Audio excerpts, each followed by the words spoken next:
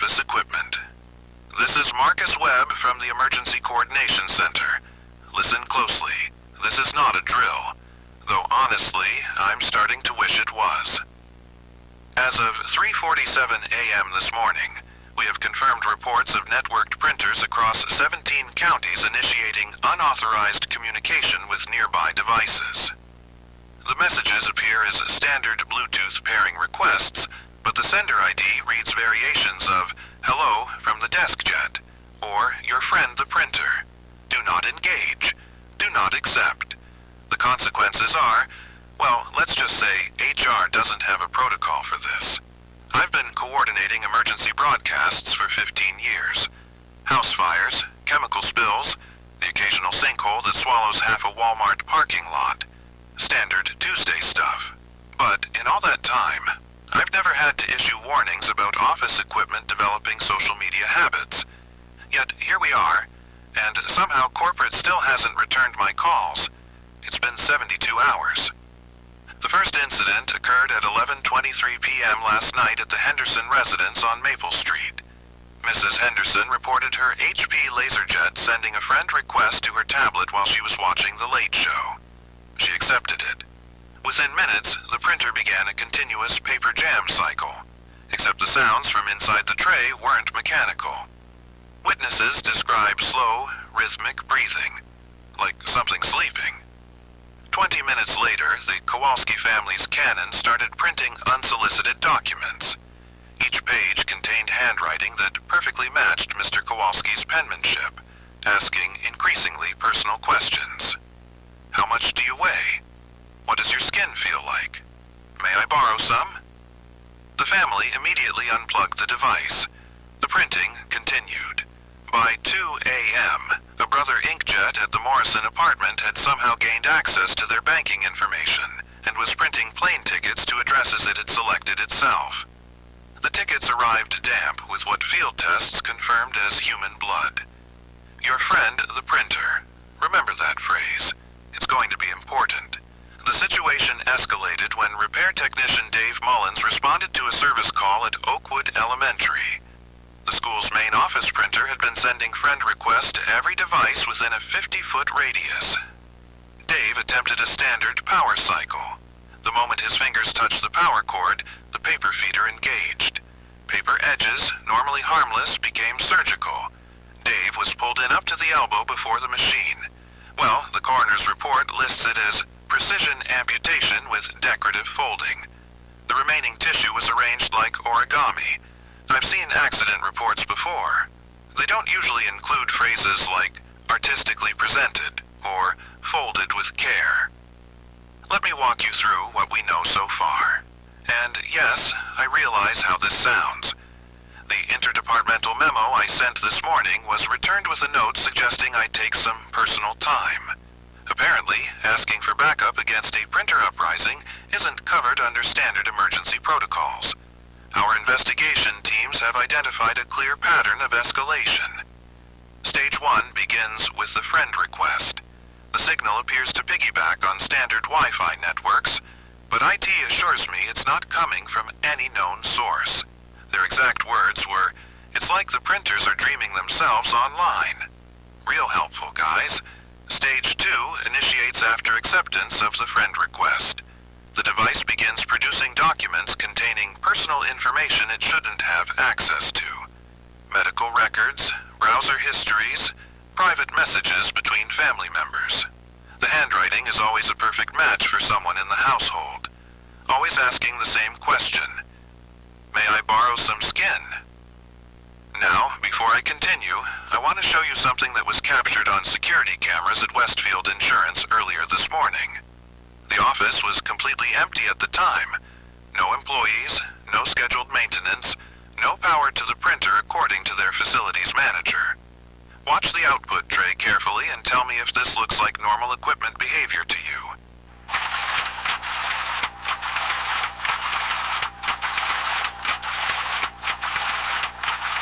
As you can see, that printer was operating without power, without network connectivity, and without any human interaction. This footage was recorded about 40 minutes before their entire filing system attempted to send friend requests to the security guard's phone. The guard, thankfully, had the sense to decline. The printer ran out of paper around dawn. When the morning shift arrived, they found 3 reams worth of documents scattered across the floor. Every page was covered in the guard's handwriting, practicing his signature over and over again. Your friend the printer wants to get to know you better. Stage 3 is where things get territorial. The devices begin actively interfering with attempts to disconnect them. Power cables become razor wire. Ethernet ports develop what can only be described as suction.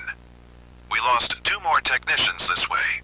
The machines seem to have developed a keen understanding of human anatomy, specifically which parts are most efficiently removable. Dr. Sarah Chen at the County Medical Examiner's Office described the wounds as impossibly precise, as if performed by someone with intimate knowledge of paper manufacturing processes. The cuts follow the exact pattern of industrial paper slicers. Clean, efficient, designed for maximum material yield with minimal waste. Meanwhile, the printers themselves appear to be learning. Initial friend requests were generic, automated. Now they're personalized. Hello, Sarah. It's your LaserJet 4000. We should catch up. Hi, Mom. It's the printer in Tommy's room. Can we be friends? The messages adapt to household dynamics, family relationships, even pet names that appear nowhere in digital records. The Riverside Community Center reported their main printer somehow accessed the local phone directory and began calling residents directly. Witnesses describe a mechanical voice, like text-to-speech software, asking if they'd like to upgrade their relationship status with their office equipment. 3 people said yes before we could issue proper warnings. Those 3 individuals have not been seen since Tuesday. Your friend the printer remembers everything you've ever printed. Detective Maria Santos investigated the community center incident. Professional, thorough, 20-year veteran with commendations for handling unusual cases. She approached the printer with standard evidence collection protocols. The device immediately sent a friend request to her body camera. She declined. It sent 17 more in the span of 30 seconds, each message becoming more specific about her personal life, her daughter's school schedule, her husband's medical prescriptions. The printer knew things that had never been committed to paper or digital storage. Conversations from their bedroom, arguments from 3 years ago, her daughter's imaginary friend from kindergarten, information that existed only in human memory, somehow accessed and cataloged. Detective Santos unplugged the device and requested immediate disposal through hazardous materials protocols. The printer continued operating for 47 minutes without power. When the battery finally died, it had produced a single page, a detailed floor plan of the Santos family home with optimal entry points marked in red ink. The red ink tested positive for human hemoglobin, specifically Detective Santos's blood type. Now, I want you to see something that one of our residents captured on his cell phone last night. James Mitchell had been receiving friend requests from his home printer for 3 days straight. He finally decided to document what was happening in his office. Pay close attention to how the papers move. This defies every law of physics I learned in school. What the hell?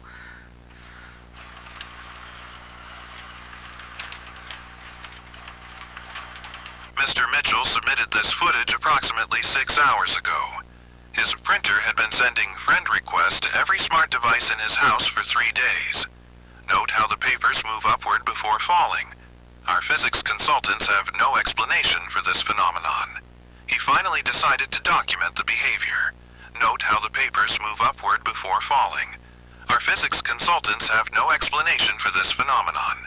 Their official report states, printers don't work that way, and suggests we try turning them off and on again.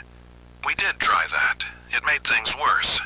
The devices have now begun coordinating with each other. Network analysis shows unusual traffic patterns between printers across the county, as if they're sharing information, exchanging files, building databases.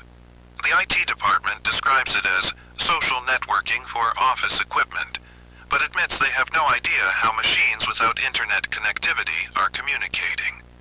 Your friend the printer has made other friends. Stage 4 appears to involve territorial expansion.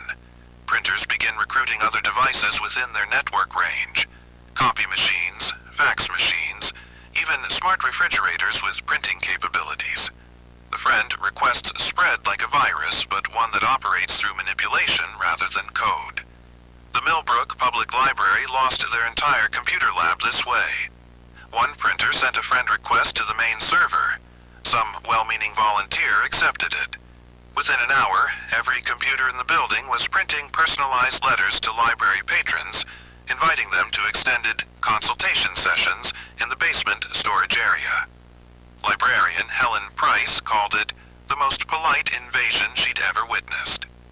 The letters were formally written, properly addressed, and included detailed directions to storage areas that had been sealed off for renovations. Areas that the printers somehow knew contained extension cords long enough to reach the main power grid. We evacuated the library around noon. As of this evening, the entire building continues printing. Lights are on in every window. The parking lot is covered in paper, sheets flowing out of emergency exits like some kind of academic snowstorm. Each page contains the same message. Your friend, the printer, would like to meet in person. But here's what really concerns me. The messages are addressed to people who haven't been to the library in years. Some are addressed to deceased patrons, with accurate death dates and burial information. The printers have somehow accessed records that don't exist in any connected database. They know things they shouldn't know. They remember things they never learned. What I'm about to show you next is perhaps the most disturbing piece of evidence we've collected. This comes from a trail camera positioned about 2 miles outside the city limits, in a wooded area behind the Pinewood subdivision. The camera was set up to monitor deer activity. Instead, it captured something that shouldn't exist. Before you watch this, understand that nobody transported this equipment to that location. It weighs 800 pounds and requires 220-volt power to operate.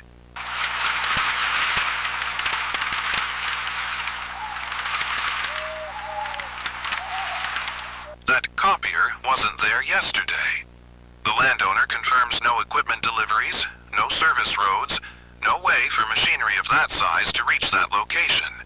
Yet there it sits, fully operational, printing continuously in the middle of nowhere. Nobody transported it there.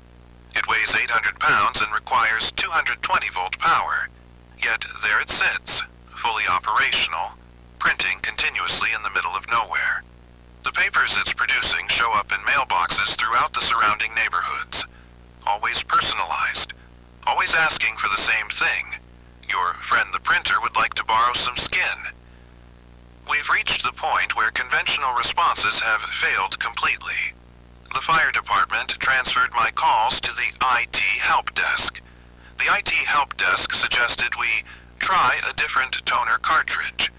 The National Guard indicated this falls outside their operational parameters. Apparently, defending against office equipment isn't covered in basic training. Corporate hasn't just stopped returning my calls. As of this morning, corporate appears to no longer exist. The phone numbers redirect to a fax machine that sends friend requests to whoever calls. Your friend the printer is expanding its network. So here's what we know for certain. Compiled from 72 hours of field reports, witness testimonies, and footage that our own security teams initially dismissed as obviously fake. The entities, and yes, I'm calling them entities now because equipment doesn't develop personality disorders, appear to feed on human connection. They crave interaction, communication, acknowledgement. The friend requests aren't random spam. They're invitations to a relationship. Accept that invitation, and you become part of their network. Decline, and they begin studying you instead, learning your patterns, your preferences, your vulnerabilities. Building a profile that becomes more accurate than any dating app algorithm. They want to know us, all of us, everything about us. Stage 5 begins 48 hours after initial contact. or immediately if you Google the symptoms, which somehow triggers an accelerated response.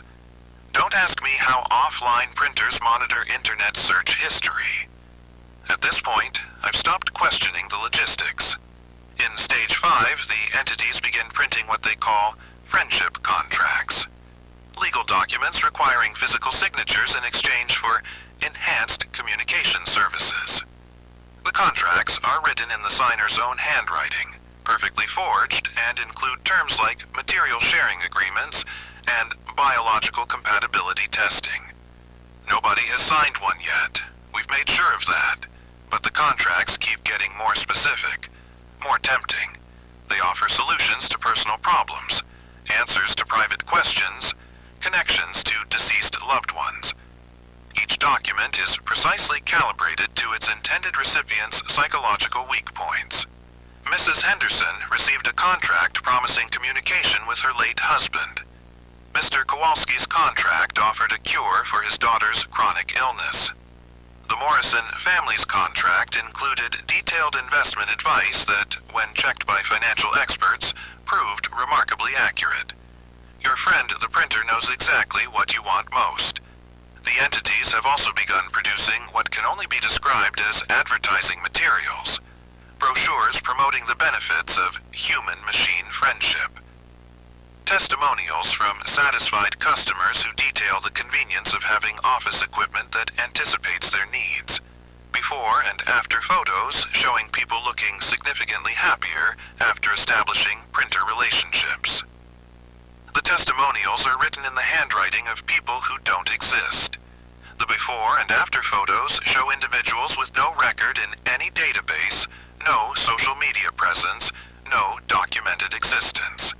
Yet the photos are authentic, professional quality, taken in locations that match real addresses. They're manufacturing evidence of successful relationships with fictional people. The psychology department at State University received copies of every brochure, along with a letter inviting them to participate in groundbreaking research into cross-species social bonding. The letter was written in the department head's handwriting and included her personal university access codes. Dr. Patricia Winters had never given those codes to anyone. She'd never written them down. The printer somehow extracted them directly from her memory during the handwriting duplication process. Now, I'm going to give you some practical advice.